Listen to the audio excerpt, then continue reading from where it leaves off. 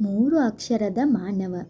ಮನುಷ್ಯ ಎಂಬ ಮೂರು ಅಕ್ಷರದವರು, ಪ್ರಪಂಚವೇ ಎಂಬ ಮೂರು ಅಕ್ಷರದಲ್ಲಿರುವ, ಆಸ್ಪತ್ರೆ ಎಂಬ ಮೂರು ಅಕ್ಷರದಲ್ಲಿ, ವೈದ್ಯರು ಎಂಬ ಮೂರು ಅಕ್ಷರದವರ ಸಹಾಯದಿಂದ ಜಗತ್ತು ಎಂಬ ಮೂರು ಅಕ್ಷರಕ್ಕೆ ಕಾಲಿಡುತ್ತಾನೆ.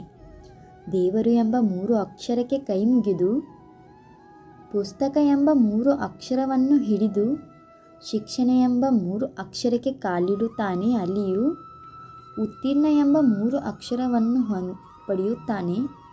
ಜೀವನ ಎಂಬ ಮೂರು ಅಕ್ಷರದಲ್ಲಿ, ಸಂತೋಷ ಎಂಬ ಮೂರು ಅಕ್ಷರದಿಂದ ಸಾಗುತ್ತದೆ.